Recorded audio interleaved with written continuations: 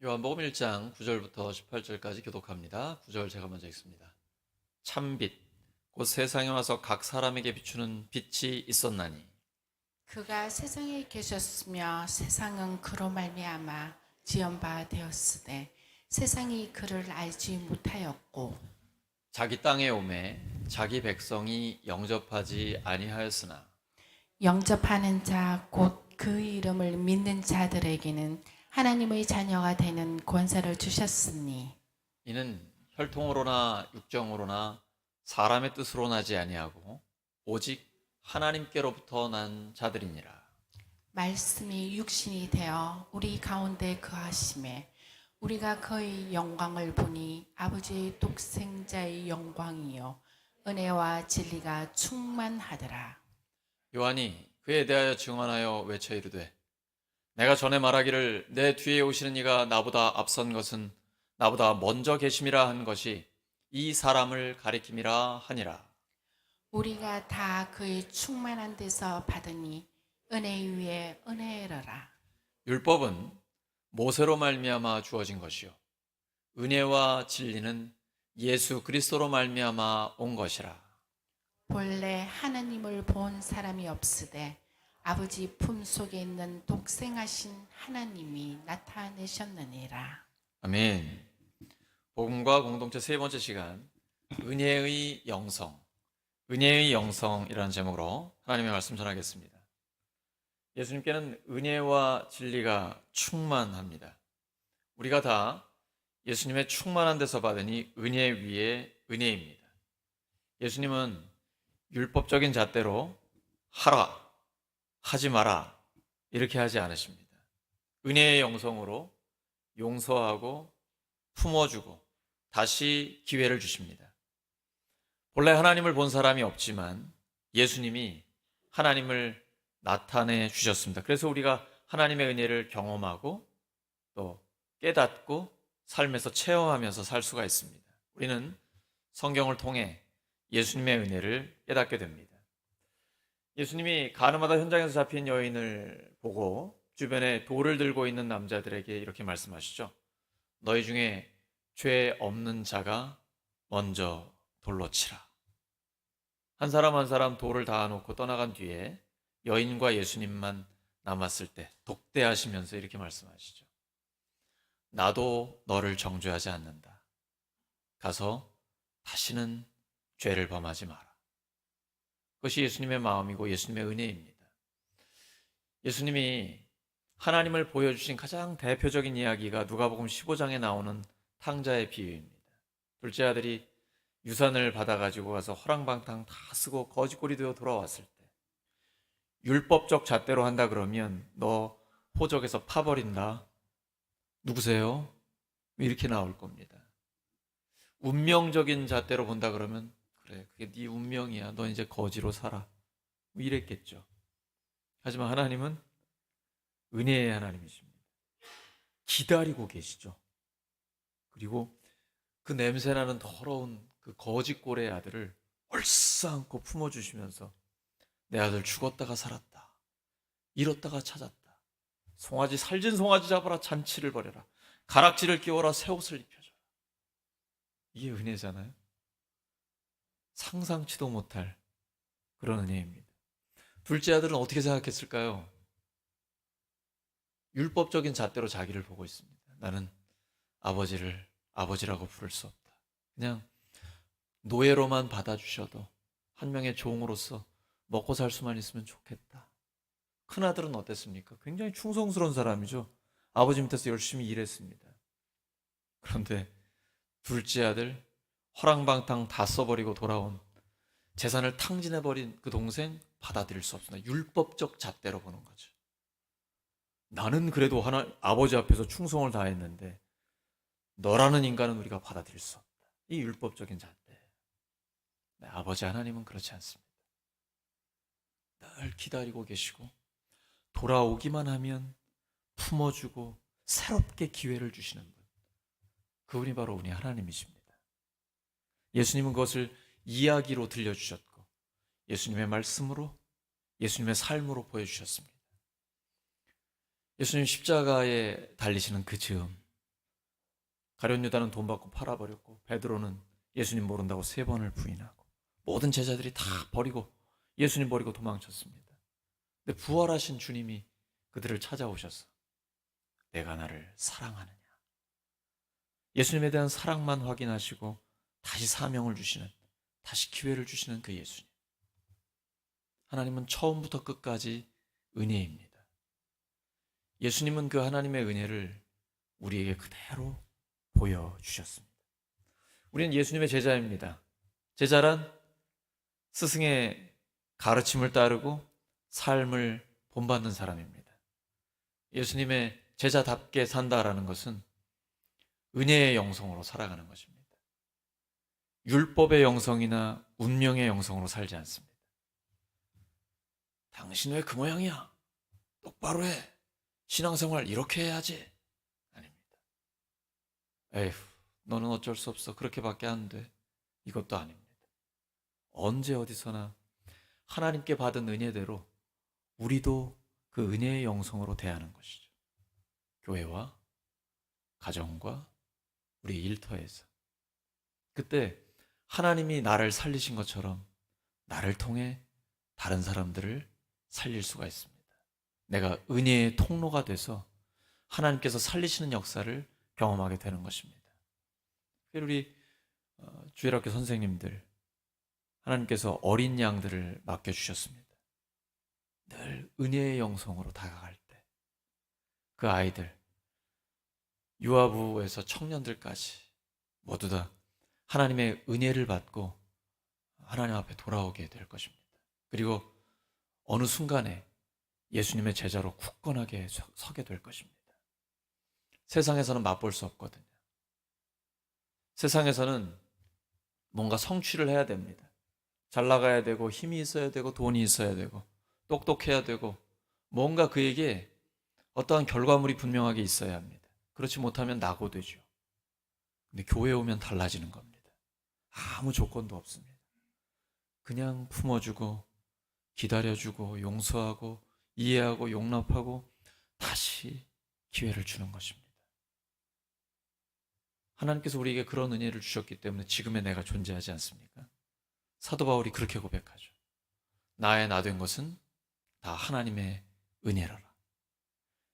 예수님을, 그리고 예수님을 믿는 제자들을 핍박하고, 그것도 얼마나 열심히 있는지 외국까지 가면서 감옥에 가두려고 갔던 그에게 부활하신 주님이 직접 찾아와 나는 네가 핍박하는 예수다 라고 말씀하시며 그의 삶을 완전히 바꿔주신 그 예수님의 은혜 때문에 사도 바울이 존재하고 있습니다.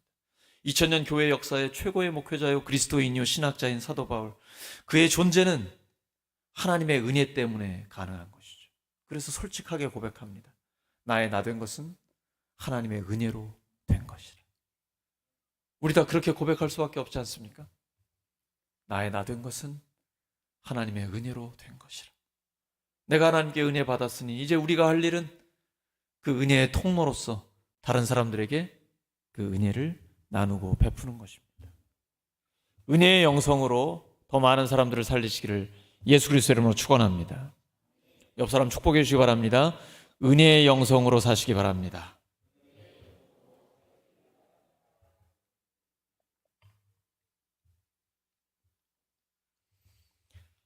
그런데 안타깝게도 한국 교회는 생명을 위한 복음의 관점에서 개인의 영혼 구원에 과도하게 집중되어 왔습니다. 하나님의 구원은 개인 구원뿐 아니라 물질 세계를 비롯한 온 우주가 하나님의 것으로 회복되는 일도 포함됩니다. 그래서 구원을 나 개인, 한 사람의 개인의 구원, 여기로 이렇게 좁게 생각하시면 안 되고, 하나님은 크신 분이죠. 오늘 우리가 찬양한 것처럼 하나님은 너무나 크신 분입니다. 우리가 상상할 수 없는 우주보다 더 크신 분입니다. 그러니까 우주를 구원하실 수 있는 거죠. 그 하나님의 스케일로 그 구원의 관점도 우리가 새롭게 보아야 합니다. 그래서 예수님 믿은 사람은 지금 죽어도 우리가 천국 가잖아요. 뿐 아니라 하나님 나라가 지금 우리 안에 있잖아요. 성경은 분명히 말씀하십니다. 믿는 자는 영생을 가지고 있습니다. 그래서 지금도 하나님 나라를 누리고 있고 지금 죽어도 하나님 나라가 우리의 것입니다. 그런데 세상 나가면 또 뉴스만 봐도 얼마나 악하고 더럽고 복잡하고 참 이런 세상 떠나고 싶다. 그리고 성도들이 많이 하는 말이 주님 오실 날이 정말 가까이 왔다. 우리가 이 종말에 대한 기대와 소망이 있잖아요. 그런데 나는 천국 간다고 해서 그 종말에 대한 소망만 가지고 이 더럽고 악한 세상 떠날 것만 기대한다 그러면 그 하나님이 기뻐하시는 마음이 아니에요. 예수님은 우리를 구원하기 위해 세상에 오셨잖아요. 이 더러운 세상에 오신 이유가 뭡니까? 이 죄악 많은 세상 구원하시기 위해 오신 거죠. 이제는 우리를 구원하신 하나님이 우리를 세상에 보내셨습니다. 우리는 이걸 기억해야 돼요. 그래서 구원받는다라는 것은 영원히 구원받은 생명의 복음을 가진 우리가 이제는 보냄 받은 자로서 예수님의 제자로 어떻게 살아야 하느냐, 이 땅에서 어떻게 사느냐, 여기에 더 관심에 집중해야 됩니다. 근데 중생, 거듭남, 칭의, 하나님께 의롭다함을 받았다, 여기에만 너무 치우쳐 있었어요. 우리 교단 이름이 무엇입니까? 성결입니다. 성결. 그리고 성화에도 관심을 더 가져야 합니다. 성결, 거룩한 삶, 깨끗한 삶, 그리고 예수님의 제자다운 삶을 살아가고요. 성화라는 건 점점 더 거룩해진다, 점점 더 예수님을 닮아간다라는 것이죠. 이것이 신앙생활의 묘미요, 의미요, 기쁨이 아니겠습니까? 내가 성장한다라는 것입니다. 이게 가장 즐거운 일이잖아요. 다른 누가 아니고 다른 사람들이 나를 어떻게 인정하고 이거는 뒤로 하고 내가 주님과 동행하면서 점점 더 예수님을 닮아가는 그 성장이 있다라는 것, 이것이 얼마나 행복한 일입니까? 여기에 초점 맞추려면 마태, 마가, 누가, 요한복음에 기록되어 있는 예수님의 하나님 나라의 복음, 여기에 더 우리가 관심을 가져야 합니다. 거기에 복음에 합당한 삶이 기록되어 있기 때문입니다. 세상으로 파송된 사명, 우리가 이것을 명확하게 집중하고, 요한복음에서 예수님 분명히 말씀하시죠. 내가 너희를 세상에 보낸다라고 말씀하십니다. 너희를 세상에서 끄집어내어 어디로 보내는 게 아니라 세상 가운데 있지만 세상에 속해 있지 않고 세상 가운데 보내진 빛의 자녀로서의 삶을 살아가라 라고 말씀하고 계십니다. 하나님께서 창조하셨을 때 의도하신 온전한 상태로 회복하는 사명이 우리에게 맡겨져 있는 것입니다. 근데 교회사를 보면 초대교회는 성령의 운동으로 시작됐는데 조금만 시간이 지나고 나면 교리에 너무 집중하게 돼서 사람들을 올가매게 되는 것을 우리는 그동안 많이 보아왔습니다. 지금 시대가 바뀌었습니다. 이제는 우리의 신앙이 되살아나고 이제 교리는 죽어가고 있습니다. 사도 바울이 이렇게 말하죠. 문자는 죽이지만 영은 살린다라고 기록하고 있습니다. 고린도후서 3장 6절입니다. 시작. 그가 또한 우리를 새 언약의 일꾼 되기에 만족하게 하셨으니 율법 조문으로 하지 아니하고 오직 영으로 함이니 율법 조문은 죽이는 것이요 영은 살리는 것이니라. 율법적인 잣대로 사람을 대하기 시작하면 다른 사람도 죽이고 나도 죽입니다. 왜냐하면 관계가 깨지기 때문이죠. 근데 영은 사람을 살립니다. 주는 영이시니 주의 영이 계신 곳에는 자유가 있느니라. 예수님을 믿는 사람은 우리 안에 성령님이 계시죠. 성령님이 계시면 점점 더 자유함을 누리게 됩니다. 요한복음 10장 10절이죠. 예수님이 이 땅에 오신 목적이 있습니다. 우리에게 생명을 주시되 더 풍성하게 누리게 하려는 것입니다. 근데 그렇지 못하는 이유가 있어요. 우리 안에 뭔가 문제가 있습니다. 상처를 받았는데 이게 완전히 회복이 안 됐거나 아니면 생각이 다른 데 있어요. 육신의 정욕, 안목의 정욕, 이생의 자랑에 있거나 이렇게 되면 그 하나님의 생명 그리고 성령께서 주시는 자유함을 우리가 충분히 누리지를 못합니다. 마귀는 바로 여기에 초점이 맞춰져 있어요. 그래서 눈에 보이는 것에만 집중하게 합니다. 오직 물질에만 집중하게 해요. 우리 현대인들은요, 영적인 것 같은데 종교적이진 않고 영적인 것 같은데 굉장히 물질적입니다. 그래서 TV 프로그램이나 이런 걸 보면 미신적인 것을 많이 따라다니고 영적인데 뭐 전생이니 내세니 이런 데 관심은 많이 가져요. 근데 실제로 종교에 귀의하지는 않습니다. 그런가 하면 온통 생각은 물질에 많이 빠져 있습니다. 내가 어떤 것을 소유해야 된다. 내가 미래에 준비해서 어떤 것을 소유해야 되는데 그걸 내가 소유하기 위해 어떤 준비를 해야 되나. 온통 물질을 소유하는 것에 내 생각마저도 다 빼앗겨 있습니다. 근데 주님께서는 뭐라고 말씀하십니까? 너의 마음, 물질 가는 곳, 보물이 있는 곳에 너의 마음이 있다라고 말씀하세요. 그래서 우리에게 보물을 땅에 쌓아두지 말고 하늘에 쌓아두라고 말씀하고 계십니다. 가장 중요한 것은 우리가 눈에 보이지 않는 하나님이 실제이며 모든 것에 모든 것 되신다는 것, 여기에 초점을 맞추는 것입니다. 우리가 예수 그리스도의 복음을 가슴에 품고 그분의 삶을 본받아 살아가는 제자들을 양육해서 세상으로 파송하는 것, 이것이 교회와 우리 그리스도인들이 가장 집중해야 될 부분입니다. 세상에서 도피해가지고 거룩함을 보존하려는 도피주의 안 됩니다. 세상의 순응에서 거룩함을 잃어버리는 순응주의도 아닙니다. 요즘 우리가 레위기를 읽고 있는데 하나님 뭐라고 말씀하십니까? 내가 거룩하니 너희도 거룩하라. 예수님께서는 외식하는 자들, 위선자들 본받지 말라고 말씀하십니다. 내면과 행동이 일치되어야 된다고 말씀하세요. 너희가 세상에 있지만 세상에 속해 있지 않다. 사도 바울은 이 세대를 본받지 말라고 담대하게 선포하고 있습니다. 하나님은 우리에게 그리스도의 복음을 가지고 이 시대의 문화를 바꾸라고 말씀하십니다. 창세기 2장 15절입니다. 창세기 2장 15절 시작. 여호와 하나님이 그 사람을 이끌어 에덴 동산에 두어 그것을 경작하며 지키게 하시고. 경작한다라는 내용이 나오는데 종종 문화 명령이라고 우리가 말합니다. 하나님께서 우리에게 자연을 주셨지만 그 자연을 경작해서 만들어내는 것은 문화이기 때문이죠. 근데 우리가 이 시대의 문화, 현대 사회의 문화를 따라가다 보면요, 교회가 뒤처지게 되잖아요. 그러면 우리 다음 세대들은 교회를 다 떠나게 됩니다. 그리고 세상의 문화를 가지고 그게 설교라고 생각하고 세상의 음악을 가지고 그걸 찬송이라고 생각하게 되는 것이죠. 그러면 이제 우리가 뭐 5, 60년대도 아니고 어떻게 세상의 문화를 이길 수 있을까요? 오직 하나님의 은혜밖에 없습니다. 세상에 없는 것이 하나님의 은혜이거든요.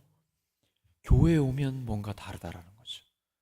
우리 신앙의 선배들, 선생님들을 만나면 은혜가 있다.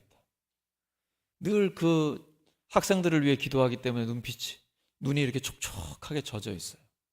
보기만 해도 안타깝고 불쌍하고, 학교며 학원이며 그냥 부모들한테 시달리느라고 얼마나 힘들까. 늘 불쌍히 여기는 그 마음. 선생님만 봐도 위로가 되고 보고 싶고 함께 음식을 나누고 싶고, 교회에만 오면 하나님의 은혜의 영성이 있는 거죠. 무슨 대단히 많은 물질적인 것을 주어서가 아니라 우리의 그 사랑과 은혜 때문에 교회가 전혀 다른 문화를 갖게 되는 것이죠. 그것이 바로 그들을 변화시킵니다. 이 시대의 문화가 어떤 문화입니까? 온통 먹고 사는 문제나 쾌락에 빠져 있습니다. 감각적인 문화입니다. 점점 더 자극적입니다. 로마가 멸망하기 직전의 문화하고 너무 비슷합니다.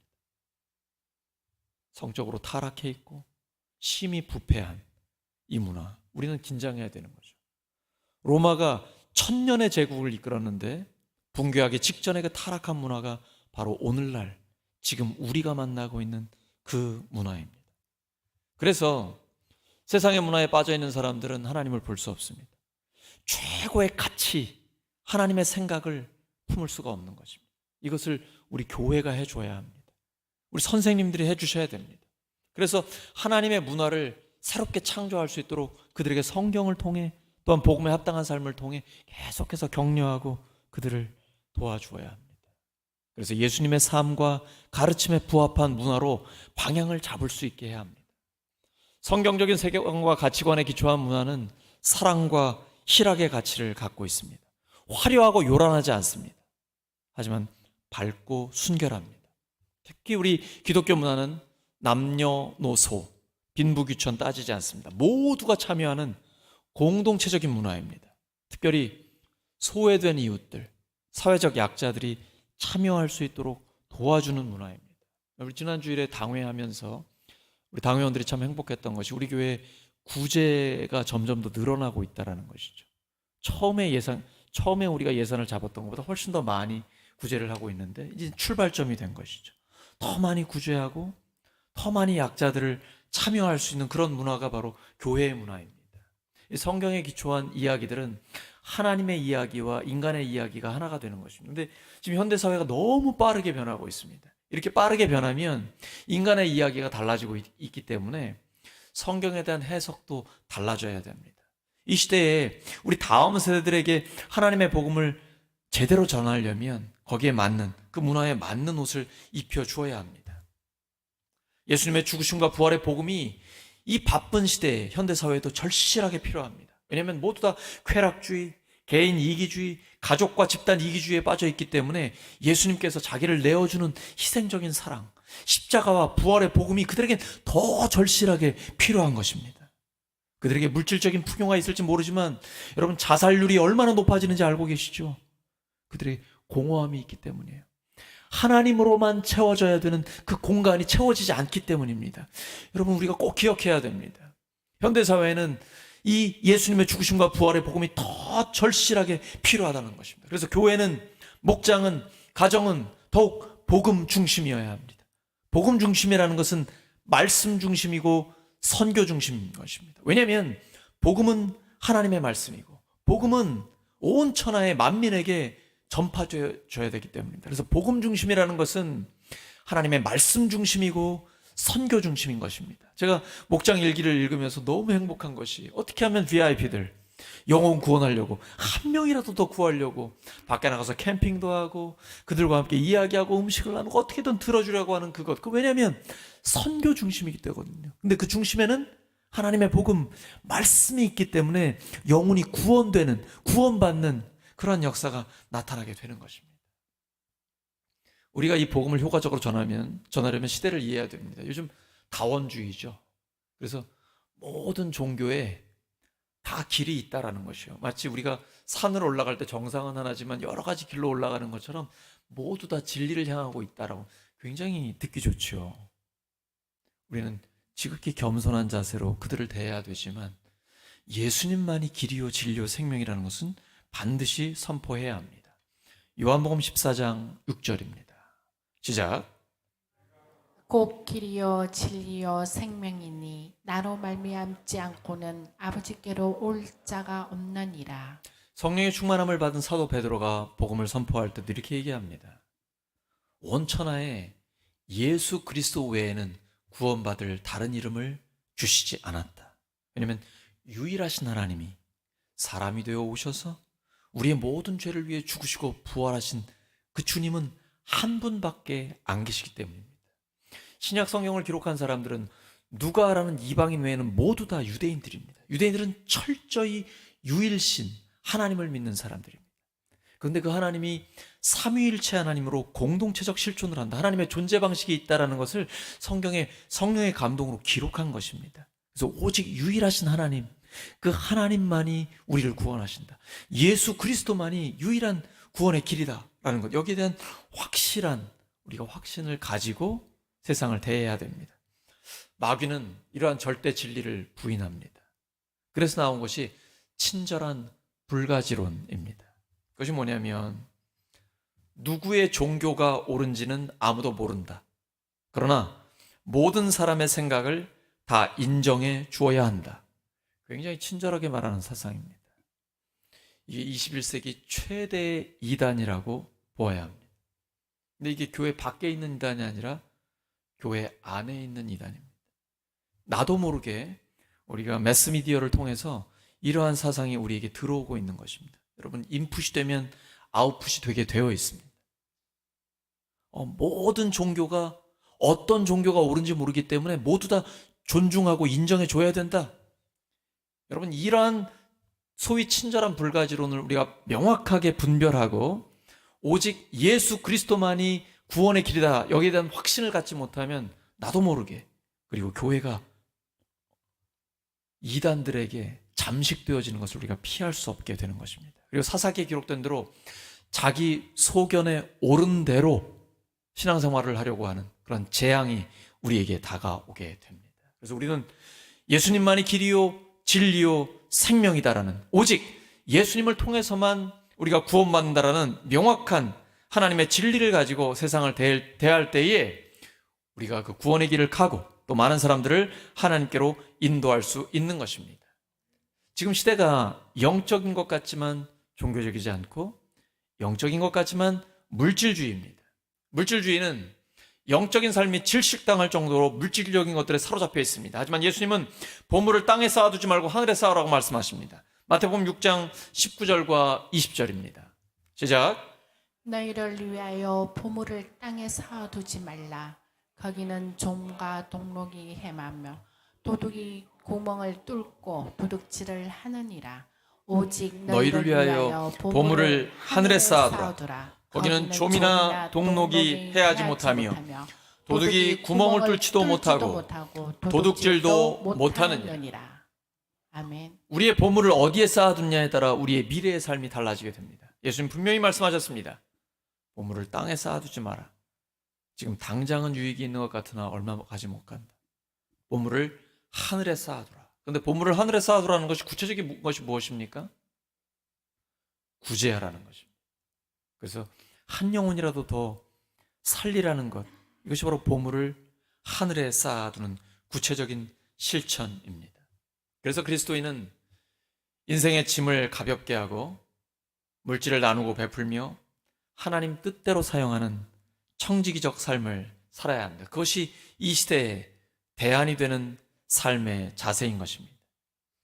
근데 마귀는 이 시대를 향해서 끊임없이 눈에 보이는 것이 전부라고 이야기합니다. 그것을 통해서만 진정한 행복을 누릴 수 있다고 우리를 속이고 있는 것이죠. 하나님 그렇게 말씀하시지 않습니다. 진정한 복은 눈에 보이지 않는 것이라고 말씀하십니다. 그래서 우리는 어떻게 하면 한 사람을 끝까지 신실하게 세울 수 있을까? 특별히 우리 선생님들은 거기에 집중해야 합니다. 세상처럼 물량주의, 결과주의로 나아가면 안 됩니다. 한 사람을 신실하게 세우는 데 집중해야 합니다. 또한 어떻게 하면 예수님의 제자로 변화가 될까? 여기에 초점을 맞춰야 됩니다. 21세기는 감성의 시대라고 합니다. 성경의 지식을 많은 정보를 주는 것이 중요한 것이 아니라 먼저 하나님의 은혜로 감동을 주는 것이 중요합니다. 제가 월화수 여의도로 이제 세미나를 다녀왔는데요.